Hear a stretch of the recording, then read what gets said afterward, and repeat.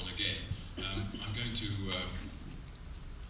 shamelessly abuse my position by putting a question to you myself before throwing it open to the floor.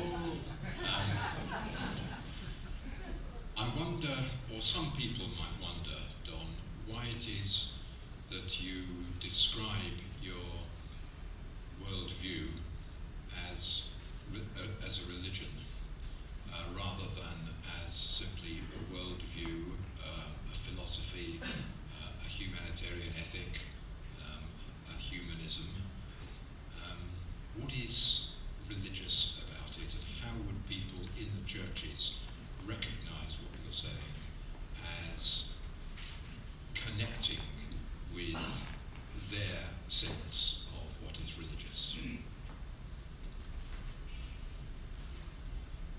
This is a difficult question, of course, and I have to say, I think our age is so different from previous ages that we need to redefine what religion is. But I think I could also claim that in great saints and great artists one can recognise something of the themes, the qualities I've been talking about. It's a difficult question. I'd like to hear more people about it. It's true that religion in the past has been defined in terms of law. Remember, ligio is linked with ligamentum, a bond or tie, and the usual textbook etymology of religion links it with what ties you to a particular body of sacred law and customs and so on. Clearly I'm breaking with that, the traditionalist accounts of religion, but when we speak of a religious believer as ardent, burning, we're talking about something like solarity and the furious commitment to their task that characterises great artists or saints. That too is something which I think we've always seen has religious flavour. So I'm hoping that something of what I said may strike people as religious, but I admit how radical it is. But then I think the times are like that. We haven't got a ready-made traditional reality. We are de-traditionalised, as the word goes, and no previous century was as de-traditionalised as we are. That's the way it is. Everybody, so far, has lived within some kind of traditional universe where, from the past and from above, you had given to you a ready-made order to live by. That's broken down for us. People are being de-traditionalised at a furious rate all over the world. How are they going to build a new way to live? How are they going to frame a new conception of what religion and morality can be for them? It's not going to be easy. I'm doing what I can, but I recognise David's criticisms, and a point of view of mine takes time to prevail, if it ever does. Criticisms? Simply asking questions. But anyway, it's your, the floor is yours. Yes, over there. I think it's tremendously exciting to think that the religion we seek is already present in a hidden way in the idioms we use. I'm wondering if that isn't always the case. The first people who eventually became called Christians probably didn't say, okay guys, let's organize a new religion. But they found themselves experiencing things, creating language. What you say is quite right, that conceptions like Christianity developed surprisingly late in the history of the church.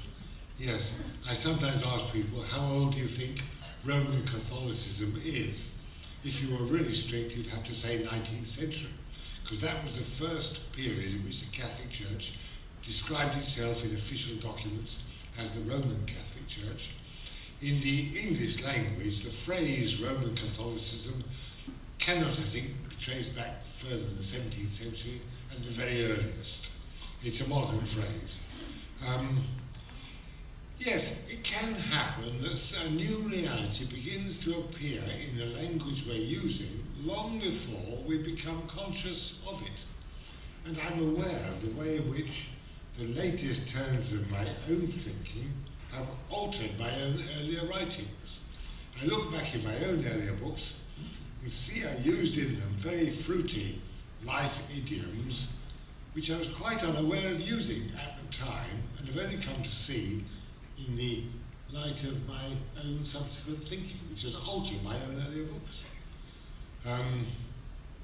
Nietzsche says somewhere, think what a lot of 19th centuries there are, yet waiting to be discovered. He realised the way in which our view of life is constantly shifting in ways that we can't predict.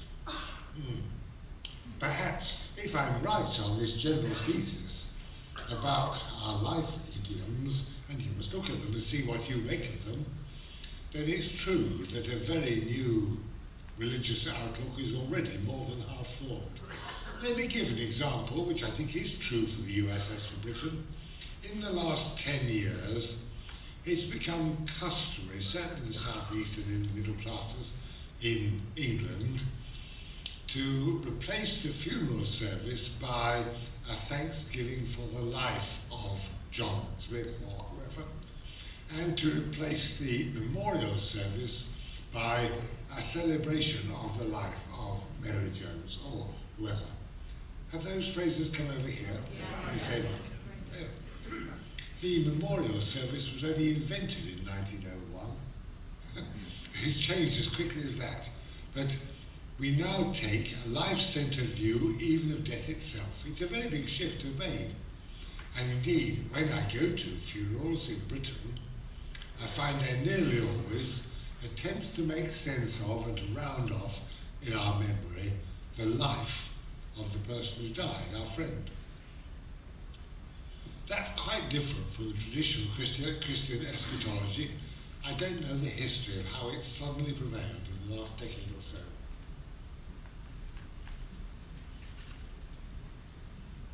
Yes. Just hang on to the mic. I don't know if you have in England a phrase that's becoming more and more popular in my corner of Northern California, and I'm seeing a lot of ways of looking at it. When people say goodbye, and they say, "Have a good one." Yes. Yes, that's a version of the famous American "Have a nice day" and so on. Have a good one. Yes, what's happened is that traditional, rather explicit religious phrases have often been replaced by euphemisms. Instead of saying "go with God," we say "goodbye." Instead of saying "I'll be praying for you," we say "I'll be thinking of you." Is that right? Yeah. We use a more general, less explicit kind of language nowadays. We preserve something of the older religious outlook and wishes and so on, but in a more cautiously phrased vocabulary.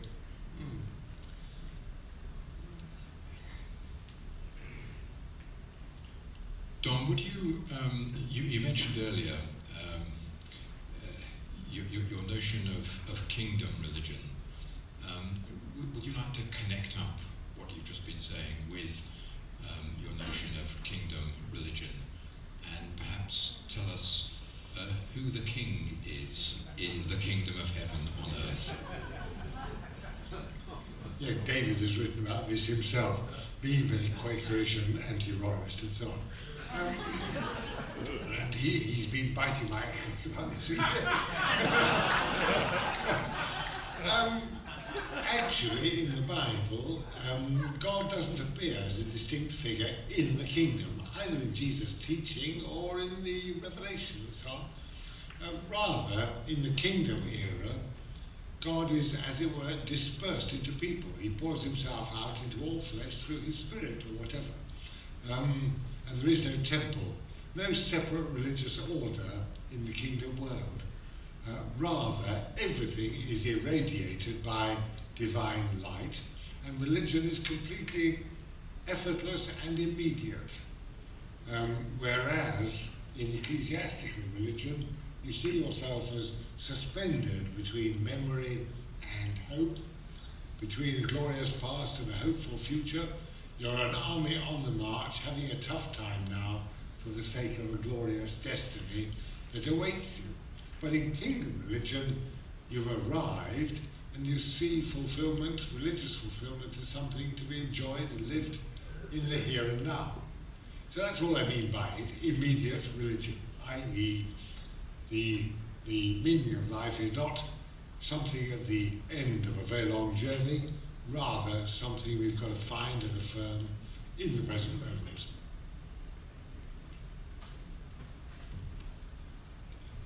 I'll try and behave myself now. Yes.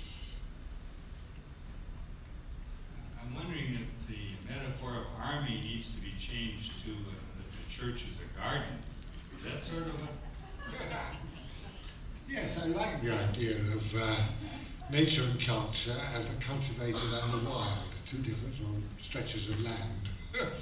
Yes, it's true that the Book of Psalms and a lot of the hymns picturing the church as an army have an almost entirely masculine conception of the church, almost as masculinist as Islam. It's assumed that the church is a band of brothers, and so on. A surprising number of Victorian hymns refer to believers as brothers. As if the conception is of the male bond as the model for the solidarity of believers, which I think has got to change, of course.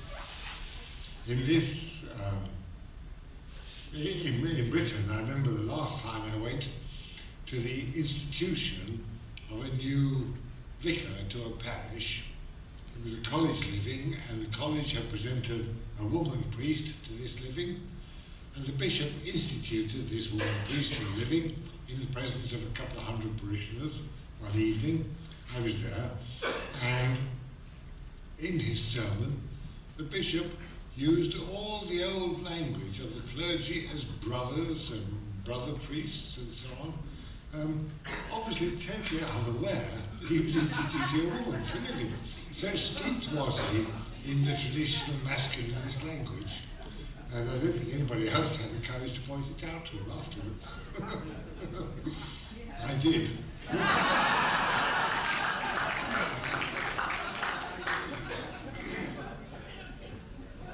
Yes.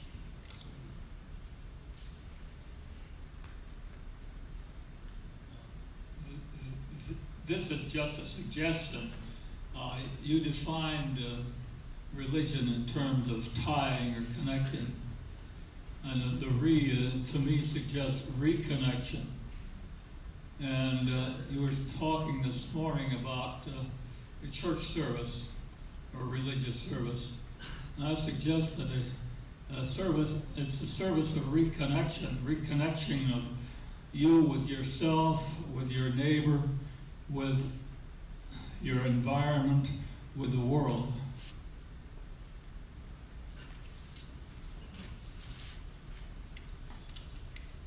Thank you for that point. When I mentioned the notion of religion as a bond or tie, I was quoting the traditional etymology of the word, but rather to emphasize difference. If you're solar, the emphasis is all on continuously giving, continuously rediscovering, refinding. I've floated the idea of solar marriage. Eventually, people who've been married a long time, as I have, and most of us here perhaps have, come to realise that marriage comes to an end. How are you to bear the knowledge that one of you's got to leave the other behind? We argue about who's going to die first and so on. Well, solar marriage gives up the partner and chooses them afresh every day. You should remake continuously the choices and loyalties by which you live, but you should be willing to give them up as you are also to remake them all the time. That way you may practice the idea that nothing in life is absolutely certain, nothing goes on forever. We have to be prepared for loss as well as gain. Yes, I'll report those remarks on marriage to Susan. Afterwards. Yes, sir.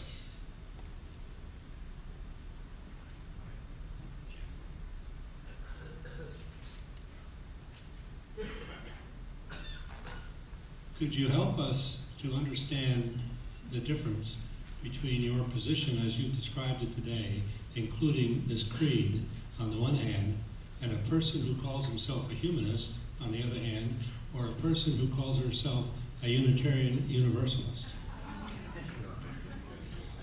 The difference is interestingly not very great. In British Sea of Faith, we've had some dealings with the British Humanist Association because they are influenced by the Christian tradition too.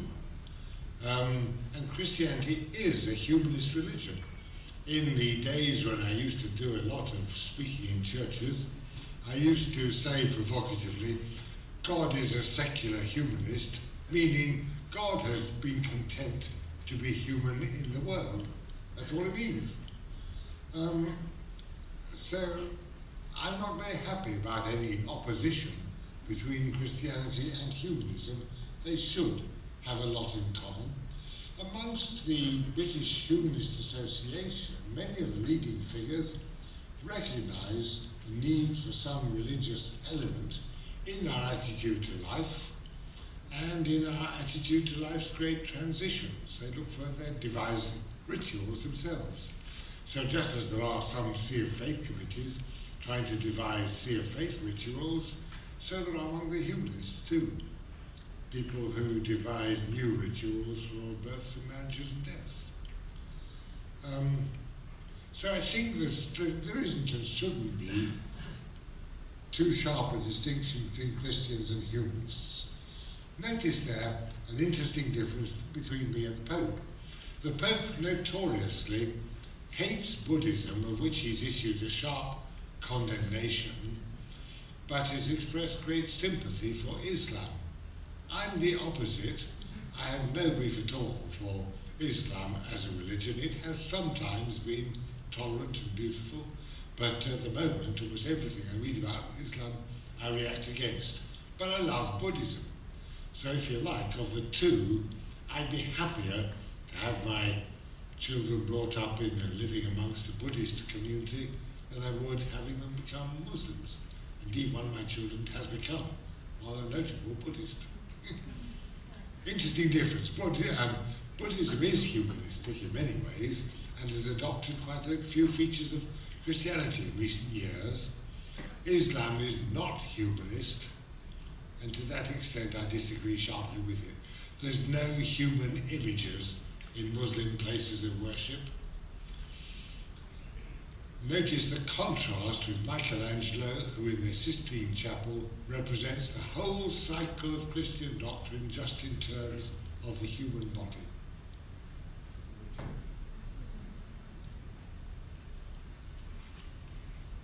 Yes.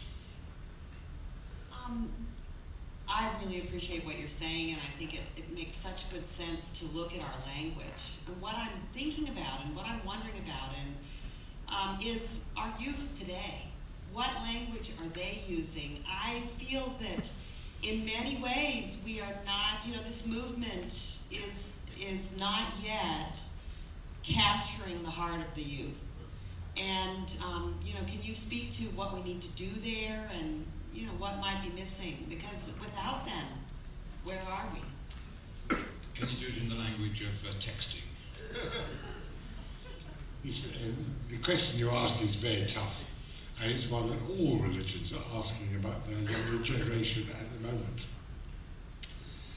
In England, in the run-up to the year 2000, the Sunday Times newspaper asked a polling organisation to report on the beliefs of young people under 18 at the turn of the millennium, and it found that the young people were much more irreligious than any previous generation. Something like 75 or 80% claim to hold no religious beliefs at all. Most held very little, very few. It's the most secular younger generation's ever been. As for the immigrant communities, its leaders, who are almost all older men, make very conservative noises and fight to retain their customs and language and way of worship and so on. And the religious conservatives, they're fighting to keep control over their young people, but they're doing no better than Christians are. Sooner or later, there's a generational conflict, and of course, people start struggling out of the ghetto. So what's to be done? We don't know the answer. When those of us who care about such things and debate them have managed to evolve amongst ourselves a faith and a vocabulary that captures and excites the young, I'll be thrilled. But it's very difficult. You could see scraps of religious language appearing here and there in the poetry of very gifted communicators like the Beatles, but that's about all you can point to. Bob Dylan and people like that. A number of pop singers search for a religious language that might enthuse the young, but it's so far, no, it's not something we're doing very well in at all. I hope within a generation we'll do better. Otherwise, we won't succeed in passing on anything to the future at all. And what religion was all about will be forgotten. That's a real danger. Just a quick comment on that language business. I think one of the ways to do that is, for example, to use a modern term instead of an old one, like this. You talked about kingdom religion. Well, I think the word kingdom is not going to sell very well anywhere. So I would say let's not use that. But then you talked about something about a solar something. Well, we could put a solar religion, and I think a modern term like that has a part of a current vocabulary, of course, would make all the difference. So I think as we search for the way we describe all of this, we can find words. There are words around that are more amenable to the youth, and that still have a meaning that you're looking for. Yes, thank you for that. I mentioned kingdom religion for historical reasons. At the time of the Reformation, the whole movement of Reformation was an attempt to push forward the historical development of Christianity. Conservative reformers just tidied up a little the Western Church as they received it. That's people like Lutherans and Anglicans.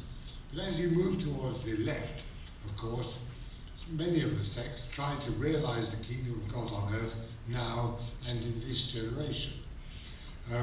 Most of them were put down by the authorities by force, but the Quakers are a group who survive to this day, who've tried to move on beyond the age of the sun into the age of the spirit, the final period of Christianity's development. I agree that whole vocabulary is largely forgotten now by the general public, and I've long tried myself to coin new vocabulary. Some phrases I've used and caught on and some haven't. I've got to go over it sometime, or someone needs to go over, dig out all those phrases and inquire what caught on and what didn't. The solar phrase goes back to when I came out of anaesthetic after the craniotomy in '93. I'd had a burst cerebral aneurysm, 2 bleeds, and then a further one during surgery. And my family were told to expect me not to survive, but I did survive.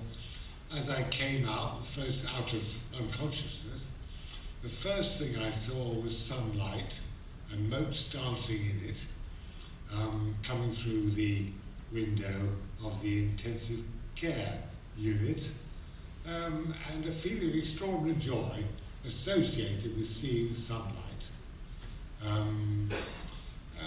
That was the start. I used the word in a book 2 or 3 years later, and have used it quite a bit since. Perhaps it's stuck. I do find people beginning to copy it. But yes, we do need to try to introduce new terminology, surprisingly different.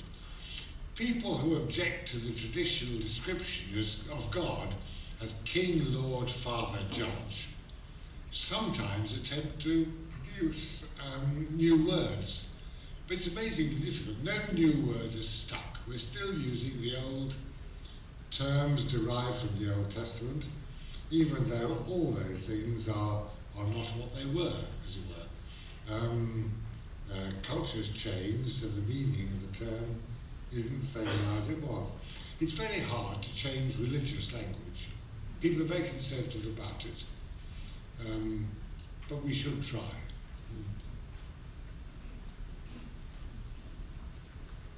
Yes.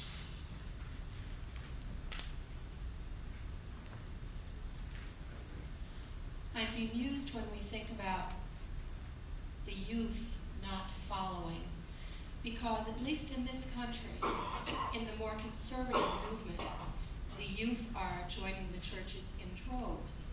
And what is very popular among the kids are praise songs, so-called Christian rock, all of which repeat most of these ancient formula very superficially, without ever developing any of the underlying theology or anything broader than just what's on the face of it. And yet these are the churches that are growing by leaps and bounds. So much so that I, as the pastor of a mainline church, find that as I'm discussing confirmation class with my Christian ed board, I have half of the board saying, what we really need to do is teach these kids how to think about being moral and ethical people. And the other half of the board insisting that we teach them what it means to be Presbyterian in particular. And I'm thinking about this, that some of those folks think the idea of church is to see that more of these kids join these praise teams. And yet when we're talking about capturing our youth for the future, what that means to me is offering them hope, an ethical system, and a way of thinking that will allow them to both grow and survive the challenges of our world today. Could you speak to this seeming break where people seem to think this whole conservative praise thing is the way to go for youth? And how do we reach, how might we reach more of those who really want to know how to learn how to think? Any thoughts? Yes. I don't know the answer. I understand the dilemma, the conflict between the pull of the denomination and the very different world of young people. In British terms, it's put like this in the histories of what's happened to religion in Britain, that in the 60s, for the first time, young people stopped taking their values and beliefs and worldview from the older generation and instead began to take them from their own peer group. There was a change in the way culture was sort of transmitted. As a result of that, over the past 30 years, the churches have been in accelerating decline because ordinary lay people in the churches don't know how to pass on their faith to their own children. It doesn't work that way anymore.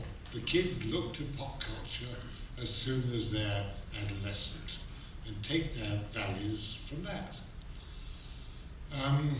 So it's hard to make contact.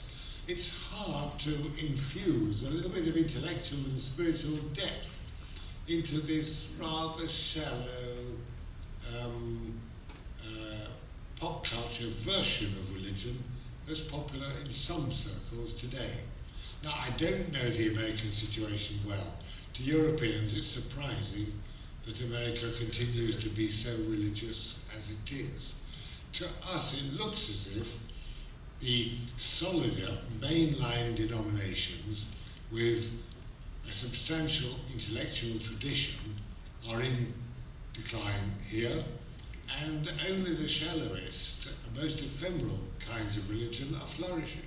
One suspects they won't last very long unless they can develop more intellectual content and solider, more permanent social embodiment. But I don't know. The problem of how we're to pass on faith to the young is a sort of practical thing which I can't claim any expertise in, being myself primarily an academic, university person and a specialist thinker. I don't now have the practical contacts and experiences and so on to say much about the practical problems, but I hope others are working on them and can do something. As I say, it affects not only the Christian tradition, but also other faiths too. We have been in Britain for 30, 40 years, a very multi-faith country, and every time people like David Bolton and I come over here, we notice an increase in the racial variety, especially the number of Asians here in the US. So you're going to see a highly multi-faith society with all the religious consequences of that we're already experiencing. You agree, David? Yes. Yeah. Lots of threads there to follow up later on, but we